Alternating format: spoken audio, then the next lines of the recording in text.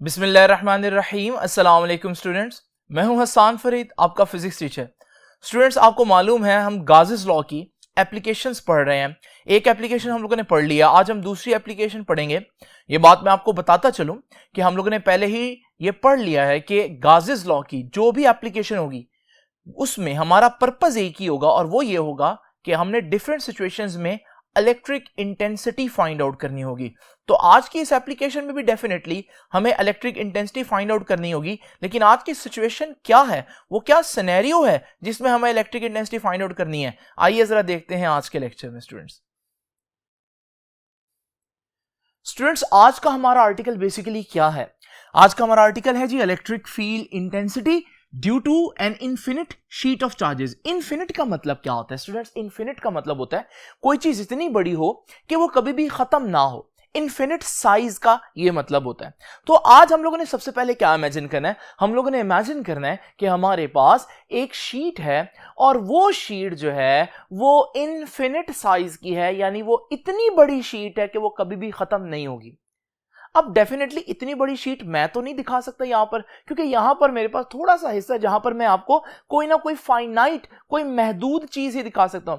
इसलिए मैं जब आपके सामने ये शीट ड्रॉ कर रहा हूं तो आपको इसकी बाउंड्रीज नजर तो आ रही हैं, लेकिन आप लोगों ने एक बात याद रखनी है कि ये जो इस शीट की बाउंड्रीज हैं ये एक्चुअली कोई बाउंड्रीज नहीं है। ये तो सिर्फ यहां पर मैंने क्योंकि इस शीट का छोटा सा हिस्सा दिखाना था, तो असल में ये शीट जो है ये इनफाइनाइट है, लामहदूद है, ये कभी भी खत्म नहीं होती।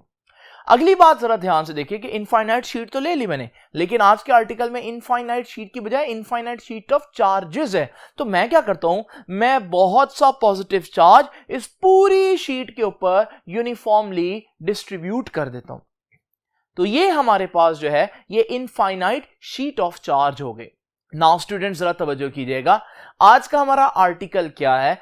आज का आर्टिकल ये है कि हम लोगों ने इस शीट से कुछ दूर एक पॉइंट पर electric field intensity find out करनी है। दोबारा कह देता हूं कि ये जो अगर मेरे पास एक इनफाइनाइट शीट ऑफ चार्जेस हो तो इससे थोड़ा सा दूर अगर मैं कोई एक पॉइंट इमेजिन करता हूं तो वहां पर इलेक्ट्रिक फील्ड इंटेंसिटी क्या होगी, ये है हमारा आज का आर्टिकल। तो स्टूडेंट्स डेफिनेटली सबसे पहले मैं आपको यही बता देता हूं कि आज के आर्टिकल में हम लोग क्या करने जा रहे हैं। तो आज का आर्टिकल हमारा ये बता रहा है कि let us calculate electric intensity कहां पर जी? at a point close to an infinite sheet of charges. तो आज मैं क्या करूंगा, दोबारा बता देता हूं कि मेरे पास ये शीट ऑफ चार्ज है, इससे दूर ये एक पॉइंट है, इस पॉइंट पर इलेक्ट्रिक इंटेंसिटी कितनी होगी ये मैं आज मालूम करूंगा। अब स्टूडेंट्स याद रखिएगा, सबसे पहले मैंने आप लोगों के सामने क्या इमेजिन किया, एक शीट इमेजिन किया है। इमेजिन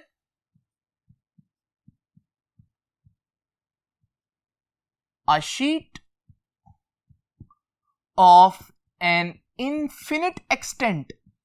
इमेजिन करें एक शीट जो लामहदूद है, इन्फिनिट एक्सटेंट की है, ठीक है जी, लामहदूद है, and positive charges are uniformly distributed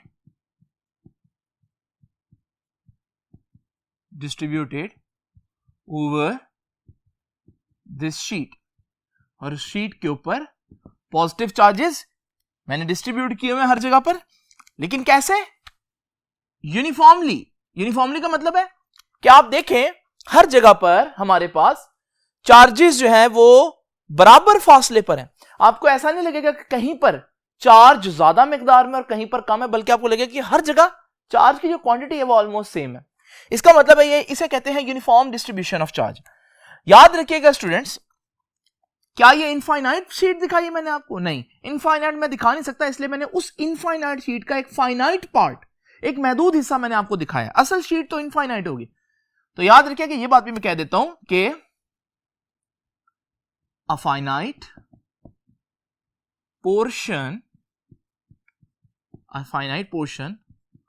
of this sheet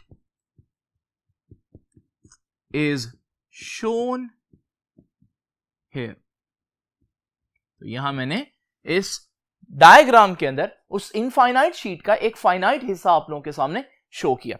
now students, next चीज क्या है, इसको मैं कह सकता हूं कि ये थोड़ा सा मैंने एक्सप्लेन कर दिया कि आज हम लोग करने क्या जा रहे हैं. बेसिकली सबसे पहले मैंने वो सारा सिनेरियो इमेजिन करवा दिया आपको. नाउ स्टूडेंट्स, अगली बात क्या, आपको मालूम है हमने फाइंड आउट क्या करना है, हमने फाइंड आउट करना है इलेक्ट्रिक फील्ड इंटेंसिटी. और हम लोगों को मालूम है ये गाजेस लॉ की एप्लीकेशन है, तो हम electric field intensity find out तो करेंगे, लेकिन किसको यूज करते हुए, गाजेस लॉ को यूज करते हुए. और ये भी आप लोग जानते हैं कि गाजेस लॉ को अप्लाई करने की सबसे इंपॉर्टेंट रिक्वायरमेंट या शर्त या कंडीशन क्या है, वो ये है कि हमारे पास कोई गाजियन सरफेस होनी चाहिए जिसके अंदर चार्ज बंद हो. अगर ये शीट आप देखें तो इस शीट पर अगर आप ध्यान करें तो चार्ज किसी 3D चीज के अंदर बंद नहीं है. तो स्टूडेंट्स, अब मैं यहां पर क्या करूंगा, मैं यहां पर एक गाजियन सरफेस लूंगा. जरा तवज्जो से देखिए, मैं वैसे तो एक सफेयर भी इमेजिन कर सकता हूं, क्योंकि सफेयर होगा तो भी चार्ज जो है वो अंदर इनक्लोज हो जाएगा, बंद हो जाएगा. ये गाजियन सरफेस है. मैं चाहूं तो एक क्यूब भी इमेजिन कर सकता हूं, मैं चाहूं तो कोई और शेप इमेजिन कर सकता हूं. लेकिन स्टूडेंट्स याद रखिएगा, मैंने वो शेप इमेजिन कर रही है जिससे मेरी कैलकुलेशन आसान हो. और आज मैं कैसी शेप इमेजिन करूंगा, जरा तवज्जो कीजिएगा. आज मैं इमेजिन करूंगा एक सिलेंड्रिकल शेप. ये शेप जरा तवज्जो से देख लीजिए. आपने देखा कि चार्ज इस शेप के अंदर इनक्लोज है. ये हमारी गाजियन सरफेस है. आप देख रहे हैं ये गाजियन सरफेस में दो खास बातें. नंबर 1, ये देखिए हमारे पास ये दोनों तरफ से गाजियन सरफेस आपको नजर आ रही है, यानी कि ये शीट के एक तरफ भी है और ये शीट के दूसरी तरफ भी आपको नजर आ रही है. और दूसरी बात बहुत इंपॉर्टेंट है स्टूडेंट्स, याद रखिएगा, जब ये गाजियन सरफेस आपने ड्रॉ कर दिए तो उससे पहले वो पॉइंट सोच ले जो मैंने आपको स्टार्ट में बताया था कि ये हमारी शीट ऑफ चार्ज है और इससे दूर ये पॉइंट है जहां पर मैंने इलेक्ट्रिक इंटेंसिटी फाइंड आउट करनी है. जब आपने गाजियन सरफेस इमेजिन करनी है तो आपने गाजियन सरफेस को इस तरह से इमेजिन करना है कि वो जो पॉइंट जहां पर मैंने इलेक्ट्रिक इंटेंसिटी फाइंड आउट करनी है वो इसी गाजियन सरफेस के फ्लैट सरफेस के ऊपर एग्जिस्ट कर रहा हो. यानी इस गाजियन सरफेस का ये एंड वही पॉइंट हो जहां पर हम लोगों ने इलेक्ट्रिक इंटेंसिटी फाइंड आउट करनी है. तो ये बहुत इंपॉर्टेंट बात है जिसको आप लोगों ने ध्यान से नोट कर लेना है. स्टूडेंट्स, आप सोच रहे होंगे आज मैंने सिलेंडर क्यों इमेजिन किया, आपको इस बात का जवाब जो है आज की कैलकुलेशन में मिल जाएगा. मैंने सफेयर क्यों नहीं किया, क्यूब क्यों नहीं किया, और भी इतनी किस्म की हमारे पास 3D शेप्स होती हैं, लेकिन मैंने यहां पर सिलेंडर को क्यों चूज किया, क्योंकि इससे कैलकुलेशंस बहुत आसान हो जाएंगे. स्टूडेंट्स, तो जरा थोड़ा सा डिस्कस कर लेते हैं हम कि गाजियन सरफेस मैंने कैसी इमेजिन किया.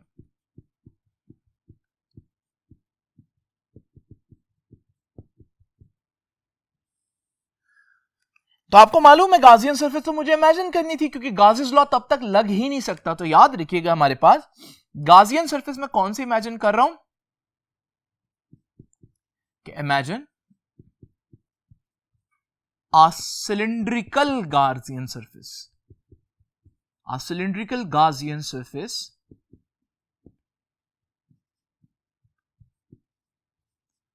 ठीक है. कैसे इमेजिन करनी है कि उस गाजियन सरफेस का एक एंड वही पॉइंट है. ठीक है जी. तो imagine a cylindrical Gaussian surface such that, इस तरह से इमेजिन करें, सच दैट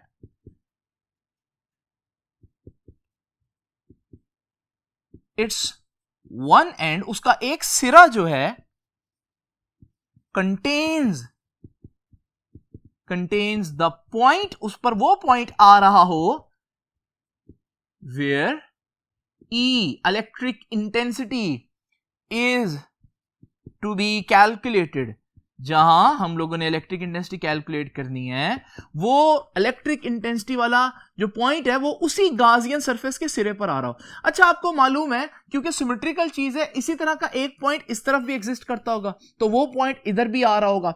बहरहाल स्टूडेंट्स, आप लोगों ने देखा कि मैंने गाजियन सरफेस आप इमेजिन किया, और गाजियन सरफेस जो है वो किस फॉर्म में इमेजिन किया जी? सिलिंड्रिकल गाजियन सरफेस है। नाउ स्टूडेंट्स, ये तो गाजियन सरफेस की इमेजिनेशन हो गई। अब आपको मालूम है नेक्स्ट चीज जो है वो डेफिनेटली मैं गाजेस लॉ अप्लाई करूंगा। अब गाजेस लॉ अप्लाई करने से पहले मुझे देखना पड़ेगा कि इस पूरे सिलेंडर में से कितना फ्लक्स पास कर है। तो स्टूडेंट्स, मैं अब यहां काम आसान कर देता हूं, थोड़ा सा तवज्जो कीजिए। नाउ स्टूडेंट्स, ये हमारे पास इनफाइनाइट शीट ऑफ चार्ज है, ये वो पॉइंट है जहां पर इलेक्ट्रिक इंटेंसिटी फाइंड आउट करनी है, और ये वो गाजियन सरफेस है जो मैंने इमेजिन की है, जिसके इस सिरे के ऊपर वही पॉइंट एग्जिस्ट करता है जिसके ऊपर मैंने इलेक्ट्रिक इंटेंसिटी फाइंड आउट करनी है। स्टूडेंट्स, जरा इमेजिन करें, मैं इस एंगल को थोड़ा सा चेंज करके आपको यूं दिखाता हूं, इस तरह से काम जरा आसान हो जाएगा। नाउ स्टूडेंट्स, जरा इमेजिन करें, अगर इस सिलेंडर को हम सिर्फ ध्यान से देखें तो इस सिलेंडर के मैं दो हिस्से कर सकता हूं। आप देखेंगे कि इस सिलेंडर का ये जो दोनों एंड्स हैं, ये वाला एंड और ये वाला एंड, अगर आप इसको ध्यान से देखें तो ये फ्लैट सरफेस है।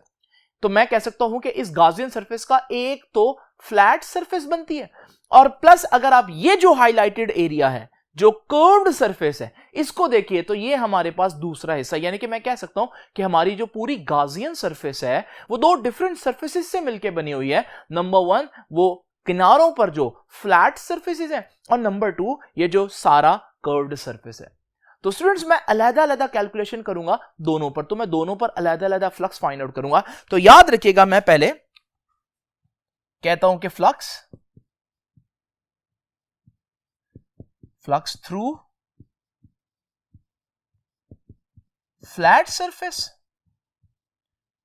भी फाइंड आउट करूंगा, और फिर मैं फ्लक्स थ्रू कर्व्ड सरफेस भी फाइंड आउट करूंगा।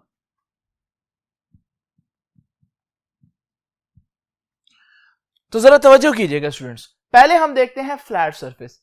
आपको मालूम है हमारे पास फ्लक्स का फॉर्मूला क्या है? फ्लक्स का फॉर्मूला है E डॉट ए या ई ए कॉस थीटा। ये फ्लैट सरफेस इसका है, तो मैं इसके फाई के साथ फ्लैट लिख देता हूं। नाउ स्टूडेंट्स, जरा इमेजिन करें, ये गाजियन सरफेस, आपको मालूम है कि हमारे पास ये जो फ्लैट सरफेस है, इसका वेक्टर एरिया कहां होगा? अब आपको मालूम है वेक्टर एरिया बेसिकली हमारे पास उस सरफेस के परपेंडिकुलर होता है, तो ये हुआ हमारे पास वेक्टर एरिया। अब जरा इमेजिन करें, ये जो गाजियन सरफेस के अंदर चार्ज पड़ा है, इसकी इलेक्ट्रिक फील्ड कहां जाएगी? ये भी हम लोगों ने पढ़ा है कि पॉजिटिव चार्ज की इलेक्ट्रिक फील्ड जो है, वो इलेक्ट्रिक फील्ड लाइन जो है, उसका वेक्टर पॉजिटिव चार्ज से दूर जाता है। अच्छा, जब ये इस पॉजिटिव चार्ज से दूर जाएगा तो आप देखेंगे ये फ्लैट सरफेसेस में से भी पास करेगा। जब ये फ्लैट सरफेस में से पास करेगा, जरा ध्यान से देखिए, उस फ्लैट सरफेस में जो वेक्टर एरिया ए है और जो इलेक्ट्रिक इंटेंसिटी है उसका वेक्टर दोनों सेम डायरेक्शन में ना हुए। तो जब दोनों सेम डायरेक्शन में होंगे तो हम कहेंगे यहां तो एंगल जीरो है। तो स्टूडेंट्स, बड़े ही ध्यान से सुन लीजिए कि हमारे पास जो फ्लैट सरफेस है उसमें एंगल जो है वो जीरो बन रहा है। अब मैं यहां पर ई ए कॉस जीरो कह देता हूं, और cos जीरो कितना होता है जी? cos जीरो तो 1 होता है, तो ये तो बन गया ई ए। नाउ स्टूडेंट्स, एक और बात जो आप लोग यहां पर भूल रहे हैं वो ये कि फ्लैट सरफेस तो एक है ही नहीं, बल्कि फ्लैट सरफेस तो अगर ये वाली है तो इसके बिल्कुल ऑपोजिट दूसरी जानिब भी तो फ्लैट सरफेस है। अगर मैं वही लॉजिक वहां पर भी अप्लाई करूं कि इस फ्लैट सरफेस का वेक्टर एरिया कहां होगा, तो वो इसी सरफेस के परपेंडिकुलर होगा, इस डायरेक्शन में। और दूसरी बात अगर हम देखें, यहां पर हमारे पास पॉजिटिव चार्ज से जो इलेक्ट्रिक फील्ड लाइन जो निकलेगी, उसका जब वो फ्लैट एरिया में से पास करेगी तो आप देखेंगे वो इस वेक्टर एरिया के साथ जो है वो सेम डायरेक्शन में जा रही है, दोनों वेक्टर्स एक ही डायरेक्शन में। तो यहां पर भी एंगल क्या बना, 0। इसका मतलब दूसरी फ्लैट जो सरफेस है उस पर भी सेम कैलकुलेशन होगी। तो मैं इसी कैलकुलेशन को डबल कर देता हूं, यानी यहां भी ई ए कॉस थीटा आएगा और यहां भी ई ए कॉस थीटा, और दोनों तरफ एंगल क्या बन रहा है, 0 बन रहा है। तो कॉस 0 और कॉस 0 कितना होता है, 1 होता है। तो यहां पर भी आंसर आ जाएगा ई ए। तो हमारे पास टोटल फ्लक्स फ्लैट एरिया में से कितना आया, ई ए प्लस ई ए, कुल मिलाकर 2EA।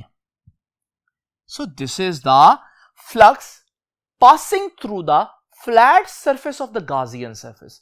Now students जरा तवज्जो कीजिए, Gaussian surface का एक कर्व्ड सरफेस भी तो है जो मैंने आप लोगों के सामने यहां पर इस तरह से हाईलाइट करके दिखाया।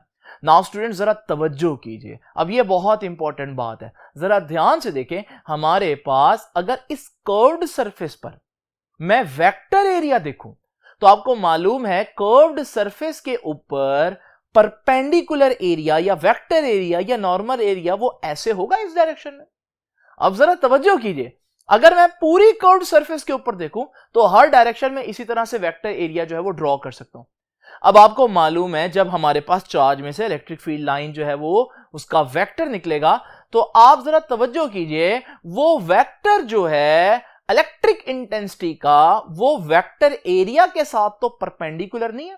सारे वेक्टर एरिया के साथ अगर आप देखें तो वो परपेंडिकुलर है, और इसका मतलब यह हुआ कि यहां एंगल क्या बनेगा, 90 डिग्री बनेगा। और जब 90 डिग्री बनेगा तो फिर कैलकुलेशंस क्या होंगी, तो कर्व्ड सरफेस में जो हमारे पास फ्लक्स है वो ई ए cos 90 होगा, और cos 90 कितना होता है स्टूडेंट्स, 0 होता है। तो इसका मतलब there is no flux passing through the curved surface. और वैसे भी ये बड़ी लॉजिकल सी बात है, आपको मालूम है कि फ्लैट सरफेस में से फ्लक्स पास करेगा। भला क्यों, क्योंकि हमारे पास ये इलेक्ट्रिक फील्ड लाइन इस पॉजिटिव चार्ज से निकली है और ये वो इस फ्लैट सरफेस में से पास की है, तो ये फ्लक्स काउंट होगा।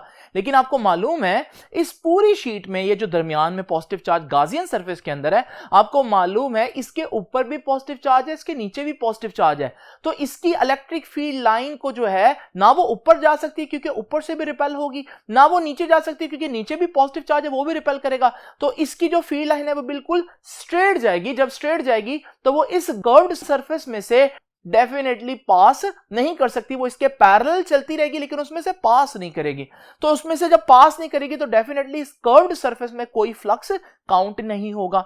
तो स्टूडेंट्स आप लोगों ने देखा कि मैंने गाजियन सरफेस के दो हिस्से किए, एक हमारे पास फ्लैट हिस्सा, एक कर्व्ड हिस्सा। फ्लैट हिस्से में से मैंने ये फ्लक्स फाइंड आउट कर लिया, कर्व्ड में से मैंने फ्लक्स 0 फाइंड आउट कर लिया। आपने देखा मैंने अपनी कैलकुलेशन का एक पार्ट पूरा का पूरा 0 कर दिया। यही वजह है कि मैंने आज इस तरह की गाजियन सरफेस चूज किया, क्योंकि मुझे मालूम है इस तरह की गाजियन सरफेस से मेरा काम आसान हो जाएगा, एक पूरी की पूरी चीज ही 0 हो जाएगी। आइए अब जरा देखते हैं टोटल फ्लक्स कितना होगा। तो स्टूडेंट्स आपको मालूम है, यहीं पर कर देता हूं कैलकुलेशन। टोटल फ्लक्स किसके बराबर होगा, टोटल फ्लक्स होगा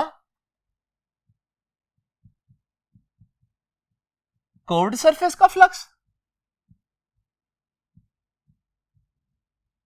प्लस फ्लैट सरफेस का फ्लक्स। अब आपको मालूम है जो कर्व्ड सरफेस है उसका फ्लक्स तो 0 है। अब मैं वैल्यूज पुट करता हूं तो यहां पर इसका फ्लक्स 0 आ जाएगा, लिखने की जरूरत ही नहीं है। और फ्लैट सरफेस का फ्लक्स कितना है, फ्लैट सरफेस का फ्लक्स तो 2EA है। तो यहां पर हमारे पास यह आ जाएगा 2EA, और ये मेरे पास टोटल फ्लक्स आ गया। इसको स्टूडेंट्स याद रखिएगा क्योंकि आगे मैं इसकी वैल्यू आप लोगों के सामने अभी पुट करूंगा, लेकिन उससे पहले अभी मैं थोड़ी सी मजीद कैलकुलेशंस करता हूं। तो आइए जरा देखते हैं स्टूडेंट्स मजीद कैलकुलेशंस में हमारे पास क्या कुछ है।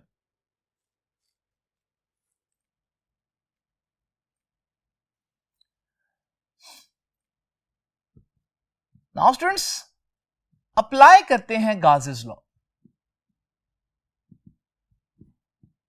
आपको मालूम है गाजेस लॉ क्या कहते हैं। गाजेस लॉ की जो हमारे पास मैथमेटिकल फॉर्म थी वो ये थी कि गाजेस लॉ का टोटल फ्लक्स किसी भी गाजियन सरफेस में से टोटल कितना फ्लक्स पास करेगा, 1/ε0 टाइम्स टोटल चार्ज इनक्लोज्ड, ये बात मैं काफी दफा एक्सप्लेन कर चुका हूं कि टोटल चार्ज की बजाय टोटल चार्ज इनक्लोज्ड क्यों कहते हैं। ये इनक्लोज्ड वो चार्ज जो अंदर बंद है उसी की बात क्यों करते हैं, मैं एक दफा फिर से बता देता हूं स्टूडेंट्स। जरा इमेजिन करें ये मेरे पास मेरी गाजियन सरफेस है और इस गाजियन सरफेस के बाहर एक चार्ज पड़ा हुआ है। इस चार्ज की अहमियत क्यों नहीं है, क्योंकि आपको मालूम है अगर इस चार्ज में से इलेक्ट्रिक फील्ड लाइन पास करेगी तो वो पहले इस गाजियन सरफेस में इस पॉइंट पर एंटर होगी। इसको मैं -1 कह देता हूं क्योंकि ये इस सरफेस में एंटर हो रही है।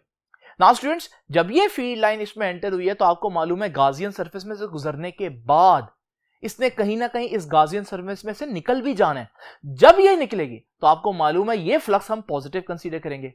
तो बताएं इस बाहर पड़े चार्ज की वजह से टोटल फ्लक्स कितना हुआ, तो -1 + 1 0। जो लाइन एंटर हुई उसने लीव भी कर दिया, तो इसका मतलब बाहर पड़े चार्जेस जो हैं वो फ्लक्स में कोई कंट्रीब्यूशन नहीं करते। तो कौन इंपॉर्टेंट होता है, सिर्फ गाजियन सरफेस के अंदर वाले चार्जेस। और याद रखिएगा आज की गाजियन सरफेस ये है और इस गाजियन सरफेस में ये जो अंदर चार्जेस पड़े ये हमारे पास आज के चार्ज इनक्लोज्ड हैं। नाउ स्टूडेंट्स जरा तवज्जो कीजिएगा, आपको मालूम है कि एक वर्ड हम डेंसिटी का यूज करते हैं, लेकिन आज हम वर्ड यूज करेंगे charge density. Now what is charge density? It is charge per unit area. Charge density क्या होती है? Charge per unit area. Charge density से पता चलता है कि चार्जेस कितने करीब करीब है। मिसाल के तौर पर अगर मेरे पास ये एक शीट है चार्ज की, आप देख रहे हैं चार्जेस काफी दूर दूर है, तो मैं कहूंगा इसकी चार्ज डेंसिटी बहुत कम है। लेकिन अगर मैं एक ऐसी शीट लूं जिसमें मैं देखता हूं कि चार्जेस बहुत ज्यादा करीब करीब हैं, तो हम कहेंगे कि इस शीट में जो चार्ज डेंसिटी है वो ज्यादा है। तो चार्ज डेंसिटी क्या बताती है कि किसी थोड़े से एरिया के अंदर कितना चार्ज एग्जिस्ट करता है। तो याद रखिएगा चार्ज डेंसिटी कैसे निकालते हैं, चार्ज को टोटल एरिया से डिवाइड कर दें। चार्ज डेंसिटी का सिंबल है सिग्मा, तो फिर ये आ जाएगा Q/A। यहां से मजे की बात है कि Q किसके बराबर आएगा, ये A इधर डिवाइड हो रहा है, उधर जाकर सिग्मा से मल्टीप्लाई हो जाएगा। नाउ स्टूडेंट्स ये Q की वैल्यू मैं यहां पुट करूंगा। ये वो Q है जो टोटल चार्ज अंदर पड़ा है गाजियन सरफेस के, टोटल चार्ज इनक्लोज्ड। तो फिर मैं कह सकता हूं कि ये जो टोटल फ्लक्स है ये किसके बराबर आया, 1/ε0 टाइम्स टोटल चार्ज इनक्लोज, और वो कितना है, sigma into A, where sigma is charge density। एक और बहुत इंपॉर्टेंट बात जरा तवज्जो से सुन लीजिएगा स्टूडेंट्स, हमारे पास चार्ज डेंसिटी जो है उसका यूनिट भी पता होना चाहिए। ये चार्ज ओवर एरिया है, चार्ज का यूनिट सबको मालूम है, कूलम्ब होता है, और एरिया का यूनिट भी मालूम होना चाहिए, मीटर स्क्वायर होता है। तो इसका मतलब चार्ज डेंसिटी का यूनिट क्या हुआ, कूलम्ब पर मीटर स्क्वायर। स्टूडेंट्स जरा तवज्जो कीजिए, इसको पहचानिए, टोटल फ्लक्स जो गाजियन सरफेस में से पास करेगा, ये तो अभी मैंने कैलकुलेट किया। अगर मैं आप लोगों को दोबारा से दिखा दूं, यहां पर ये देखिए जी, ये टोटल फ्लक्स अभी मैंने कैलकुलेट किया कितना है, 2EA। आइए ये वहां पर पुट कर देते हैं। तो ये हमारे पास टोटल फ्लक्स है, इसकी जगह मैं लिख देता हूं कि ये हमारे पास 2EA है, 1/ε0 टाइम्स और सिग्मा A। जरा देखिए स्टूडेंट्स, एरिया से कैंसिल हो गया, ये E को मैं यहां पर रखता हूं और ये 2 उधर जाकर डिवाइड होगा, ऊपर है सिग्मा, नीचे है ε0 और साथ ये 2 भी उधर जाकर डिवाइड होगा। तो ये हमारे पास स्टूडेंट्स बन गई एक इक्वेशन। इस इक्वेशन के लेफ्ट साइड पर क्या है, इलेक्ट्रिक इंटेंसिटी है। और स्टूडेंट्स अगर आपको याद हो आज का लेक्चर कहां से स्टार्ट किया था भला, आज का लेक्चर ही यही है, electric field intensity due to an infinite sheet of charge. यानी कि हमें क्या फाइंड आउट करना है, हमें electric field intensity find out करनी है। और जो इक्वेशन अभी मैंने आप लोगों के सामने डिराइव की, वो इक्वेशन किस चीज की है, वो इलेक्ट्रिक इंटेंसिटी की ही इक्वेशन है। तो आप लोगों ने देखा कि E किसके बराबर आया, सिग्मा/2ε0। नाउ स्टूडेंट्स याद रखिएगा, आपको मालूम है ना इलेक्ट्रिक इंटेंसिटी तो वेक्टर क्वांटिटी है। इसका मतलब ये जो फार्मूला है ये सिर्फ इलेक्ट्रिक इंटेंसिटी के मैग्नीट्यूड को शो कर रहा है, लेकिन क्योंकि इलेक्ट्रिक इंटेंसिटी एक वेक्टर क्वांटिटी है तो उसकी डायरेक्शन भी तो होनी चाहिए। तो मैं इसी फार्मूला को यूं भी लिख सकता हूं कि अगर E का वेक्टर निकालना हो तो E की जगह E का वेक्टर आ जाएगा। अच्छा, फार्मूला वही रहेगा सिग्मा ओवर 2 एप्सिलॉन नॉट, लेकिन क्योंकि अब डायरेक्शन की बात आ गई है तो मैग्नीट्यूड के साथ साथ मुझे यूनिट वेक्टर भी लगाना पड़ेगा। ये यूनिट वेक्टर जो है इसे मैं आर हैट कह रहा हूं। ये आर हैट किसकी डायरेक्शन बताएगा? याद रखिएगा, ये आर हैट इलेक्ट्रिक इंटेंसिटी की डायरेक्शन बताएगा। और याद रखिएगा ये हमारे पास लिख देता हूं कि R hat is a unit vector. R hat is a unit vector showing direction of electric intensity। Electric intensity की डायरेक्शन बता रहा है। और याद रखिएगा ये कहां होगा? It is directed away from sheet of charge, यानी कि हमारे पास ये वो शीट ऑफ चार्ज है और ये वो पॉइंट है जहां पर हम लोगों ने इलेक्ट्रिक इंटेंसिटी फाइंड आउट करनी थी। और अब मैंने फाइंड आउट कर ली है। अब मुझे मालूम है इस पॉइंट पर इलेक्ट्रिक इंटेंसिटी कितनी होगी? Sigma over 2 epsilon not. लेकिन वो इलेक्ट्रिक इंटेंसिटी कहां को होगी? याद रखिएगा इस पॉइंट पर इलेक्ट्रिक इंटेंसिटी की जो डायरेक्शन है वो अवे फ्रॉम द शीट होगी। और अगर ये शीट नेगेटिव हो तो फिर इस पॉइंट पर इलेक्ट्रिक इंटेंसिटी का मैग्नीट्यूड वही होगा, लेकिन अब उसका वेक्टर जो है उसकी डायरेक्शन टुवर्ड्स द शीट होगी। तो ये पॉजिटिव और नेगेटिव का फर्क है। स्टूडेंट्स आपके पास फार्मूला आ गया, बच्चे समझते हैं बस इतना काफी है, और डेफिनेटली आपके बोर्ड के हिसाब से ये काफी है, आप लोगों को इसके नंबर मिल जाएंगे। लेकिन मैं आपको एक बहुत इंटरेस्टिंग पॉइंट की तरफ जो है वो तवज्जो दिलाता हूं आप लोगों की। जरा तवज्जो कीजिए स्टूडेंट्स। आपको मालूम है ये मेरे पास एक चार्ज है, आपको मालूम है इस चार्ज के गिर्द अगर मैं दो पॉइंट्स आपके सामने A और B बनाऊं और आपसे पूछूं कि जल्दी से बताइए कि कहां पर इलेक्ट्रिक फील्ड इंटेंसिटी ज्यादा होगी, कहां इलेक्ट्रिक फील्ड ज्यादा स्ट्रेंथ रखता होगा, तो आपको मालूम है कि आप पॉइंट A क्योंकि करीब है चार्ज के तो वहां इलेक्ट्रिक इंटेंसिटी जो है वो बहुत स्ट्रांग होगी। लेकिन जैसे जैसे आप चार्ज से दूर जाएंगे तो पॉइंट बी क्योंकि चार्ज से दूर है तो वहां इलेक्ट्रिक इंटेंसिटी जो है वो वीक है। नाउ स्टूडेंट्स ये बात आपको कैसे पता चली? एक तो वैसे ही लॉजिकली पता चल रही है। आपका बेसिक कॉन्सेप्ट यही होता है कि जब आप किसी चीज के सोर्स से दूर जाते हैं तो उसका फील्ड वीक होता जाता है। आप जमीन से दूर जाते हैं, ग्रेविटी वीक होती रहती है। आप मैग्नेट से मैग्नेट को दूर लेकर जाते हैं तो मैग्नेटिक फील्ड वीक होता रहता है। इसी तरह से इलेक्ट्रिक फील्ड का भी वही मामला है। लेकिन मैथ्स भी हमें यह बताती है, आप लोगों को मालूम होगा मैथ्स में हम लोगों ने, फिजिक्स में हम लोगों ने इसका फॉर्मूला पढ़ा इलेक्ट्रिक इंटेंसिटी का 1/4 pi epsilon naught Q over R square. ये देखिए इलेक्ट्रिक इंटेंसिटी और डिस्टेंस का वाज़ेह रिलेशनशिप पता चल रहा है कि इनवर्स रिलेशन है, यानी कि जितना मैं डिस्टेंस ज्यादा करता जाऊंगा उतना, जितना मैं दूर जाता रहूंगा चार्ज से, जितना डिस्टेंस ज्यादा करता रहूंगा उतना इलेक्ट्रिक फील्ड वीक होती जाएगी। तो डिस्टेंस ज्यादा तो इलेक्ट्रिक फील्ड वीक। अब जरा इमेजिन करें, ये तो मैंने एक चार्ज की बात की थी, जरा आज के आर्टिकल में देखते हैं। आज तो हमारे पास शीट ऑफ चार्ज है, वो भी इनफाइनाइट एक्सटेंट की। जरा इमेजिन करें मैं यहां दो पॉइंट लेता हूं, एक पॉइंट ए और एक point B. Point A sheet के करीब है, पॉइंट बी शीट से दूर है। जल्दी से बताइए कहां इलेक्ट्रिक इंटेंसिटी ज्यादा स्ट्रांग होगी?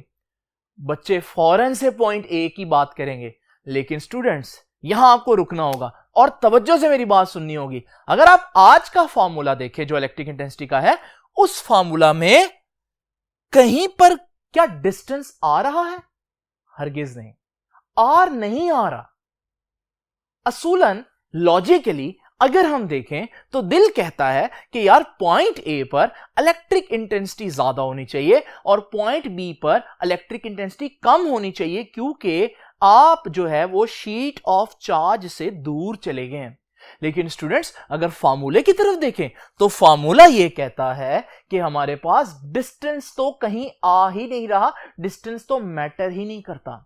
अब दिल की माने या फार्मूला की माने, तो स्टूडेंट जरा तवज्जो से देखिएगा, यहां पर आपको फार्मूलों को ही सही मानना पड़ेगा। एक्चुअली में पॉइंट ए और पॉइंट बी या पॉइंट सी उससे दूर या पॉइंट डी, जितने मर्जी आप दूर पॉइंट ले लें, याद रखिएगा हमारे पास इन पर इलेक्ट्रिक इंटेंसिटी की जो वैल्यू है वो चेंज नहीं होगी। ये वो सिंगल चार्ज वाला केस आज नहीं है। लेकिन क्या ये बात हजम होती है? ठीक है, फार्मूला कह रहा है, लेकिन फिर भी इंसान कहता है कि यार दिल भी मुतमईन होना चाहिए। तो मैं आपका एक छोटी सी बात की तरफ तवज्जो दिलाता हूं। जरा देखिए स्टूडेंट्स, अगर मैं पॉइंट ए पर इलेक्ट्रिक इंटेंसिटी देखना चाहता हूं तो वो इलेक्ट्रिक इंटेंसिटी जो है वो इन हाईलाइटेड चार्ज की वजह से होगी। यानी कि ये जो इस पॉइंट के हिसाब से इस फील्ड ऑफ व्यू के अंदर जितने चार्जेस आ रहे हैं उनकी इलेक्ट्रिक इंटेंसिटी होगी। अब मैं जब पीछे पॉइंट बी पर जाता हूं तो स्टूडेंट्स वहां इलेक्ट्रिक इंटेंसिटी वीक क्यों नहीं होती?